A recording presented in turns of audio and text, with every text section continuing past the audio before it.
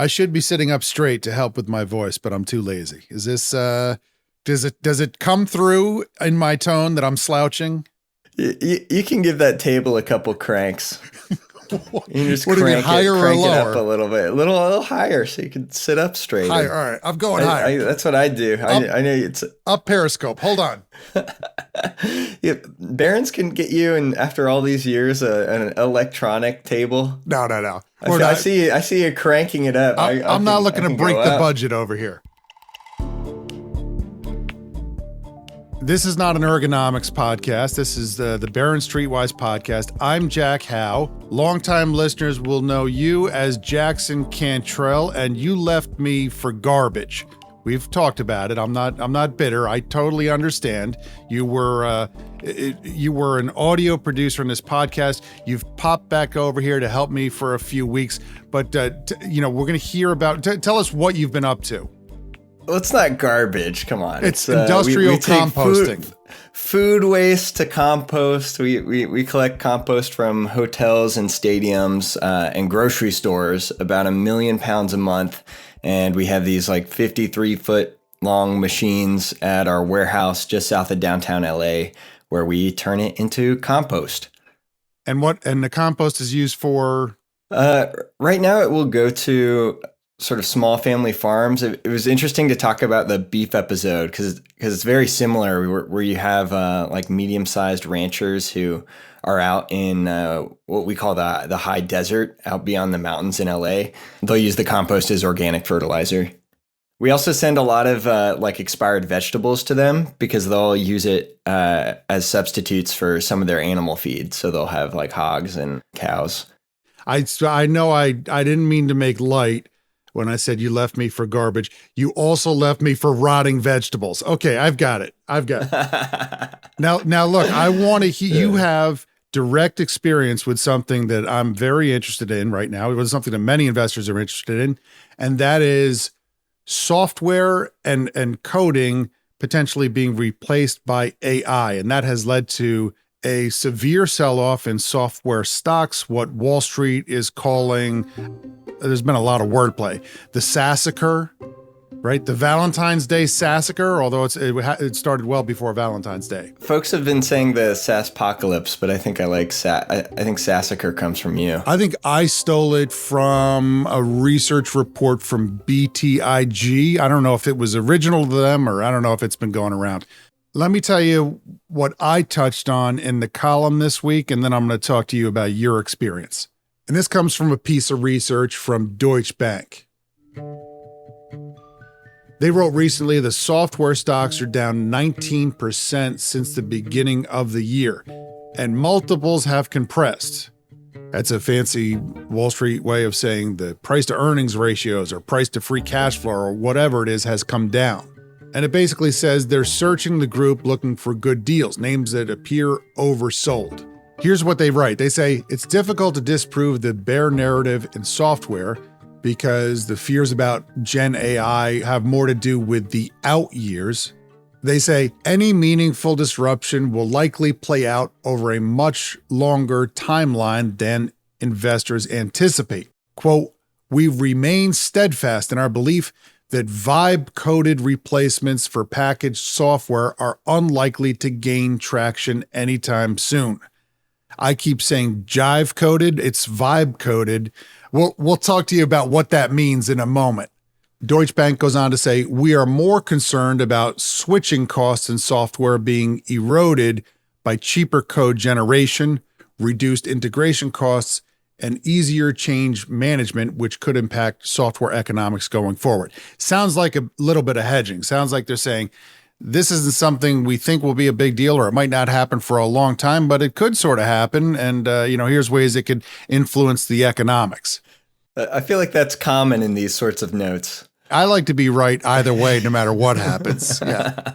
But I mentioned this for the stock picks because what Deutsche Bank did is they did kind of a screen of their whole universe of software stocks. And first they focused on what they call barriers to exit and the ability to adapt to the Gen AI era. In other words, these are the companies that they think are safest from this. And then they took that group looked at their buy rated stocks, and they overlaid a valuation screen.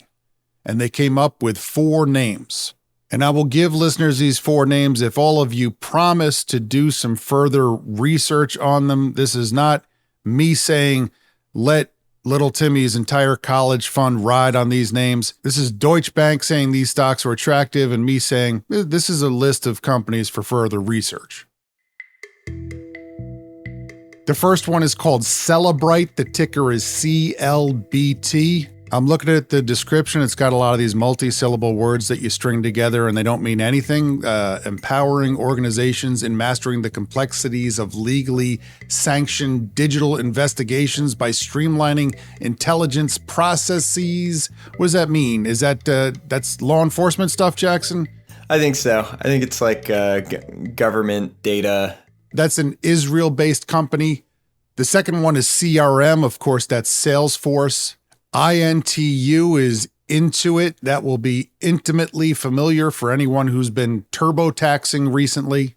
And ServiceNow, that is for, oh boy, end-to-end workflow automation platform for digital businesses. So it could be a hot dog stand, anything. I don't, what does that mean, Jackson? Jack, they're empowering both customers and employees in every corner of your business. Yeah, I recognize it as just a general software name that's widely used by businesses. I see the name around here and there. They use the acronym CRM. That's also the ticker for Salesforce. It stands for Customer Relationship Manager, which again could mean anything, but usually it's like software that helps you stay in touch with the people that you're trying to sell to or the people you're trying to service or what have you. Basically database software that helps you make more money. Okay, so those are 4 stocks that Deutsche Bank has put on its Sassacre shopping list. Those are my words, not theirs. And by my words, I think I mean BTIG's word. And that's where I want to turn it over to you, Jackson, because I have never coded, and I've never vibe coded, and I've never jive coded. And so you have coded. You've done some coding in your industrial composting startup. Start by telling me what kind of coding you've done over the past year. What have you made? What kind of software are we talking about? Well, the first thing we did was make dashboards for our customers so they could see how much food waste they were composting. And then as AI tools got better, we ended up building Android apps for our drivers and AI pipelines that analyze waste bills. And now we have a computer vision program that identifies food waste from pictures. I had many, many years ago, someone pay me a backhanded compliment and they said, you know, you're not a bad writer for a stockbroker. Have you had someone say to you, you're a pretty good software maker for a compost guy? Has that happened? Yeah, I mean, it was just kind of based on what our customers were asking for. So after we built this, way for them to track their food waste, they wanted us to also track their recycling and trash and e-waste. And so it was... So they're coming to you now for the software, not just the compost services. Yeah, and we actually have some software-only customers too, who we aren't able to service, but we can help them track their composting with other providers. What did you use or how did you make this software and how has that changed? Yeah, so I could say pretty safely that about a year ago, I was absolutely hopeless when it came to coding. I'd taken one class in college, which culminated in me spending about 120 hours building a buggy version of Flappy Bird. Is that good? Is that a good thing or bad? That's no, it's like a little game. It was coding and buggy. I was picturing a buggy like a cart pulled by a horse. Buggy meaning a lot of bugs. Well, I barely passed that class. So about a year ago, when these AI tools were taking off, I think they'd been around for a little bit. They were mostly like autocomplete. I think about this in like the levels of self-driving where level 1 is, hey, I can see you're writing this function. Here's how you can finish it up so it won't break, or here's where your code's breaking. Here's what you can use instead. And that sort of tool was useless for me because I didn't know what it was. You didn't have enough to autocomplete. No, not at all. And so where it really started for me is when the tools got good enough to build front-end code. So we were building this dashboard, and how it was working is I was going back and forth with a contract developer. I'd say, hey, can you build a dashboard? And then he'd send me his version, and I'd say, oh, I want this filter or this button over here. And then the note would go back and he'd change it up a little bit. And that process would take weeks just because, this guy's a busy guy, and I was kind of a little nitpicky. Did you try saying, hey, you don't know who you're dealing with here, fella. I'm the creator of Buggy Flappy Bird. Did you try that? No, that would have been good. But instead, I just started building the dashboard myself. And it wasn't connected to our data. It was just the front end. But I was able to just sort of whisper into this machine, and it would come out with a result that was much closer to what I wanted. And if I needed to make a tweak, it would happen instantly. And then I sent it to the developer, and he was able to plug that into our data in about an hour. What was the tool? It was called Vercel V0. So Vercel is like a company that helps you host your website, and they do a bunch of other things. But they had this AI front-end coding tool. And is that where you are now, or you've progressed since then? That was like 6-7 months ago. Oh, a lifetime, 6 or 7 months ago. Yeah. I was still listening to 8-track tapes back then. Yeah, that was level 2. Now, after that came what I call level 3. Have you heard of this tool called Cursor? I'm guessing it's not a person saying bad words, right? Because I could make you a tool like that. So it's you could just push a button and a 53-year-old man says, "What are they talking about with all this AI?" Yeah. Basically just a chat bot inside an IDE. So that's what developers use to look at all their code in one convenient place. What does IDE stand for? An integrated development environment. Okay. How this works is you chat with the chat bot, and then it writes all the code for you. Wow. And it could write like front-end functions that talk to your database. And here you're able to actually create working apps. How dumb can you be? I mean, let's not say dumb, but I'm thinking, can I get on this thing, never having coded a line in my life, and tell this thing that I want a piece of software? Could that happen? Or you have to have some basic knowledge?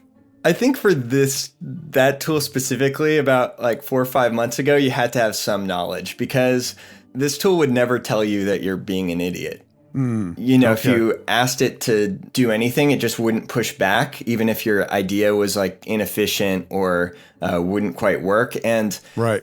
Another thing that it tended to do was it would write brand new code anytime you asked it to do a task.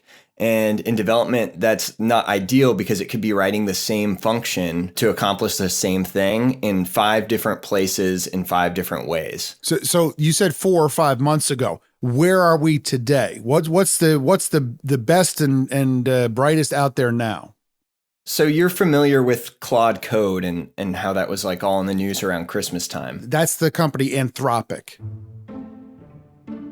They came out with a new model called Opus 4.5, and it really surprised people because it was the first time, as you said, you could know absolutely nothing about coding, just type something into their interface and you'd conjure a software product into existence. So this is something, Jack, 100% you could build pretty much whatever you wanted as long as the scope was fairly small. I could make a program that would do anything I wanted to do right now using this thing. You could do it, and you would never have to look at the code. Good Lord. I mean, what kind of software improvements do I need around the house? I'm trying to think about how can I improve my everyday life with this thing? Well, what do you have coming up? What are some big things that you have to, like big chores you have to do? I'm almost out of firewood. I had such a pile of firewood, but it's been a cold winter and we've been going through it. I've been hoping that a storm would come along and not knock out my power, but also take down like 3 fat red oak so that I would have something to chop up for next winter. But I think you need an axe swinging robot for that. And I'm not sure I want it. Tesla is coming out with one of those soon. I'm hoping they're not going to give it the axe on day one as an attachment, but let's start with maybe like a vacuum cleaner or something like that. Anyhow. So that was what, level 4? You're talking about it in terms of like robo cars. That's level 4. I guess, what do we go up to? 5? Like, where would you say we stand now? And what do you think of Deutsche Bank's take? How much of a threat do you think this is to the software industry? Yeah, I'd say we're about like a 4.1. And I'd say I mostly agree with their take that no one's replacing their enterprise software with this kind of stuff. But I think it has made development just so much faster. I imagine we could get to a future pretty soon where a team of 5, maybe 10 people could build very similar software to a team of 500 people. And that's where I think maybe not some of these whole companies, but some of their products might be at risk. And this is why so many people are talking about what AI means for jobs, and are we ready as a society for what will happen? One last thing, you said you experimented with level 5 of what you're talking about, and it involves Wix. What are we talking about here? Basically, what I call level 5 is when you scale from one agent, doing some coding task for you to a whole team of agents. Or in this case, I was using a whole town of agents. So there's something called Gas Town that this guy, Steve Yegi, made. It's based on Mad Max, if you know that story at all. I'm hanging in there. So I can't recommend this because it's quite expensive for the average, lay person experimenting with coding. But basically, it spins up different agents and gives them instructions where each of them has a different job. So in this case, you have the mayor of Gastown. You have a bunch of polecats who each make a feature. You have a dog that goes around and wakes the polecats up if they get off track. And you have a witness writing everything down. These are all AI agents that are involved in the job of making software for you. Because we could be talking about a Lego movie right now for all I mean. Yeah, exactly. So each of the agents are telling each other what to build. So you're out of the loop at this point. You just give it like a plan, and this town will just work all night. What got me using this is I realized that for the last 10 years, I had been paying Wix, I think $140 a year to host my personal website. Wix is a company that hosts websites? Yeah, so Wix makes very easy to build low code. It's called a low code platform where like anyone can build a portfolio website. And so I had my portfolio website, and I was like, well, one, I haven't updated this in a couple of years. And two, like, what the heck am I doing? I code with AI every day. This is going to be really easy. And I wanted to try out Gastown because I had heard about it. So I thought, what could make this like portfolio kind of fun or unique? And I wanted to go back to my college radio days. So I came up with like a fictional 2002 radio station based in Southern California where I... Let me make sure that I understand, that I haven't been thrown from the vehicle yet on this ride. You wanted to remake your website, which was being hosted by a company called Wix. And you said, I want to try out this new tool called Gastown, where AI agents will talk to each other and they'll work all night on some kind of job you give them. So you gave them the job of remaking your website, and you said that you'd like it in the style of your old college radio days. How do I get to this website? It loads up like a retro radio station, and then it looks like a retro desktop, and it says Jackson Cantrell. You've done it, and this is cheaper than what you were hosting it on before. This is free. You can host this on Cloudflare for free. It's a little busy. Where would you like me to click? Click on a music snob. It's in the left. An icon on the left side. And this is a working AI chatbot where you can turn up the snobbiness, and it will judge your music taste. I'm turning it goes all the way up to 11. That's a shout out to Spinal Tap. Spinal Tap. I've turned the dial up to 11 on snobbiness, and I'm going to say to the chatbot, it says type a band, genre, or music topic. I will type the greatest American band of all time, Creedence Clearwater Revival, and hit enter. Audible Shudder. Oh, CCR, John Fogerty's lazy. Oh, John, if you're listening, turn off the podcast now. You know, before he became synonymous with looking out my back door and actually listening to actual folk music, people like, say, David Crosby. Yeah, Crosby's 1967 album, If I Could Only Remember My Name, was doing that vagabond vibe before Fogerty and even knew what a banjo was. This is hurting me to read. That's brutal. This is a remarkable accomplishment, Jackson. Anything else you want to tell us before we go to break? Yeah, I'll just note that the AI hired other AI to create songs or AI music and radio station news for a fictional radio station. That was probably the craziest thing. If the songs are not real, does that mean we can play one on the way out to break and the lawyers won't get mad at us? We can play any of these songs on the way out to break. All right, since we can't afford Fortunate Son, hit me with some AI music, Jackson.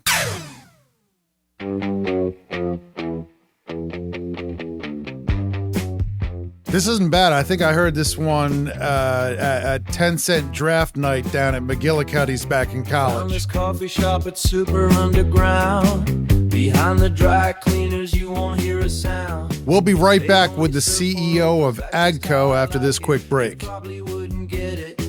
It's pretty niche. Foothill Boulevard, you probably never heard of it. The real Glendale isn't the American. Welcome back. I had an editor at Barrons tell me recently, this isn't Farmers Weekly. What he meant is that I had already done a 5 or so page cover story on beef and cattle raising, and I wasn't about to get another full page in the column I write to talk about Agco, which is a big tractor company. But we got to talk about Agco because the stock is up, I saw it up 36% year to date. That's a lot. So I snuck a mention into the column.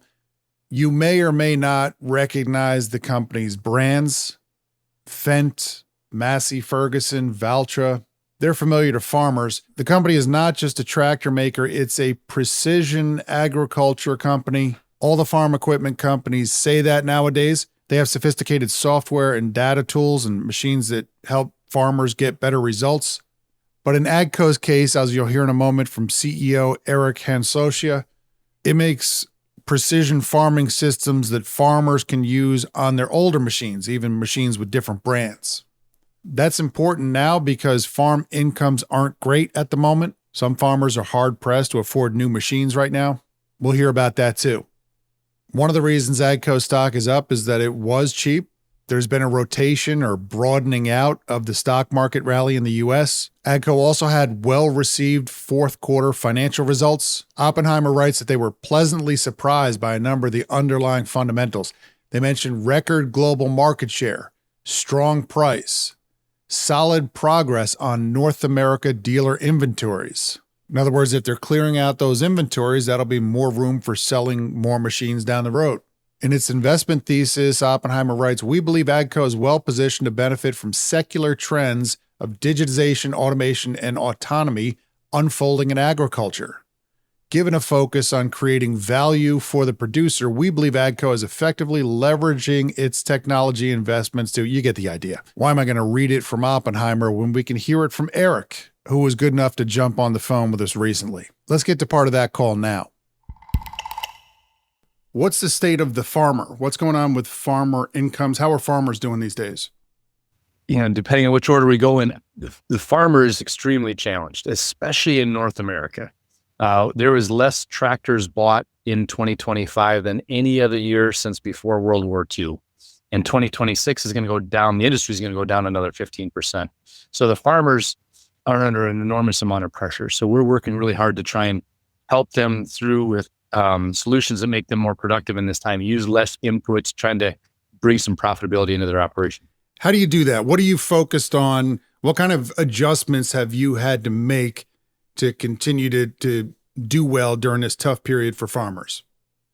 Yeah, we went through essentially 5 different transformations all over the last couple of years. We invested $2.2 billion in creating this business called PTX. It's Precision Technologies Multiplied. We got the ag assets from Trimble and brought them over to Agco and joined them with our other tech business. And so we've got this big tech company. I'll talk more about that, but that's PTX, where we sell to all farmers regardless of brand. Number two, we exited grain and protein business, which was kind of a distraction for us. It wasn't the same channel, it wasn't the same sales process. So that allowed us to focus a lot more on precision ag.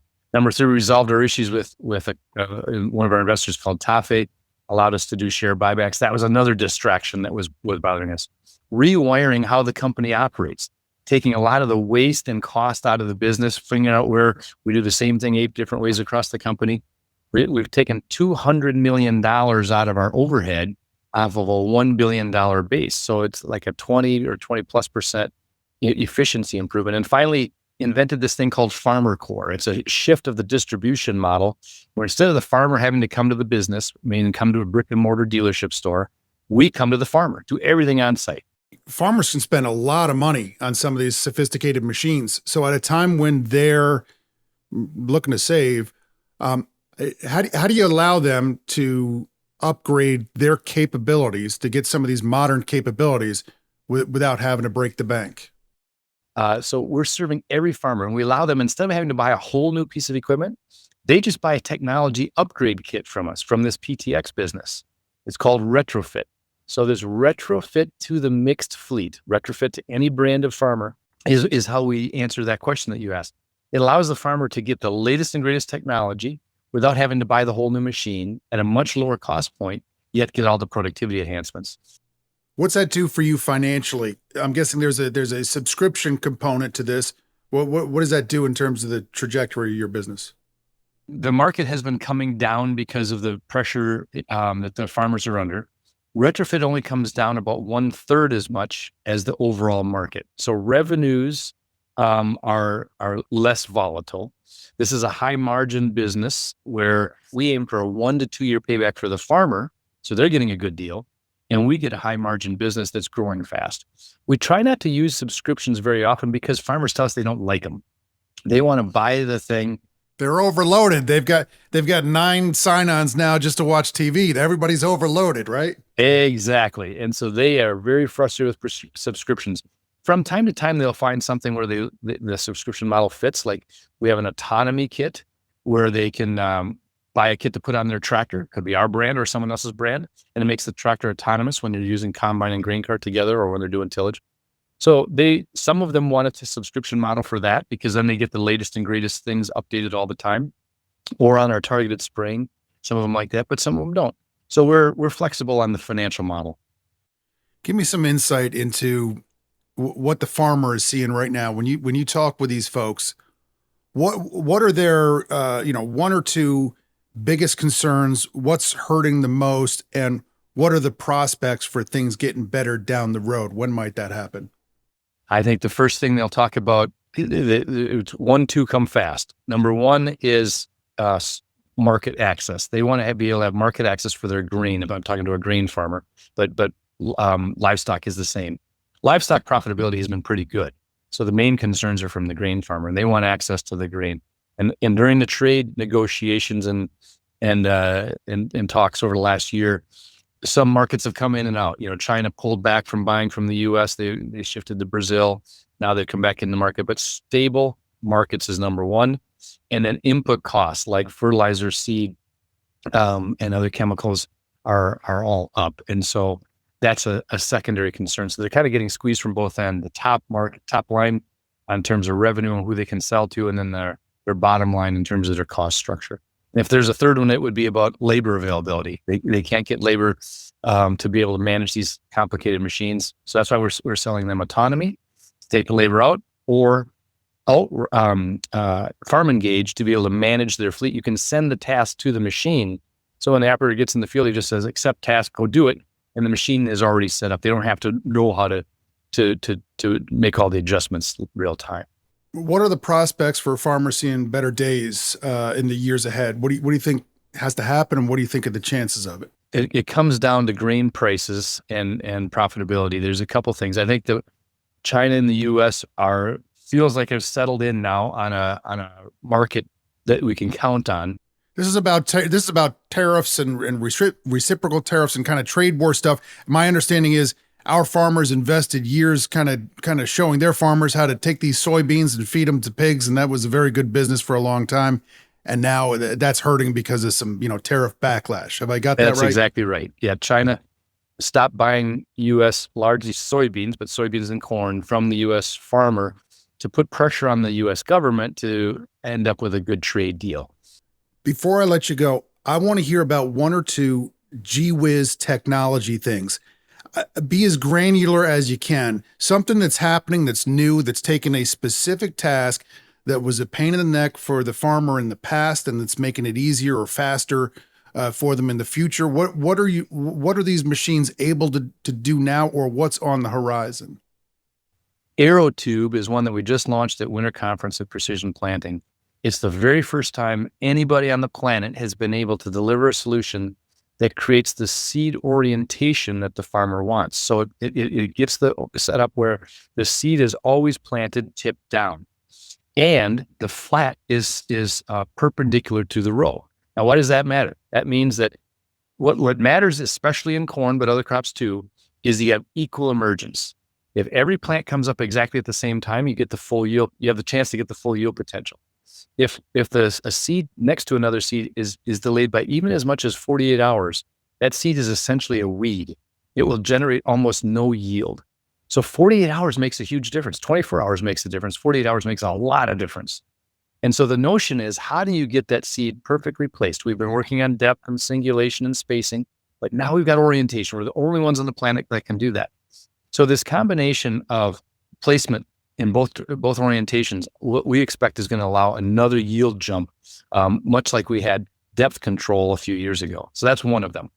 Second one would be, we're the only ones that are doing a dual boom targeted spraying. So we use cameras on the boom of the sprayer. Artificial intelligence looks at the field as the sprayer is going through the field, identifies only the weed versus the plant, sprays only the weed. That's one of the booms. But then you can also at the same time put down a residual.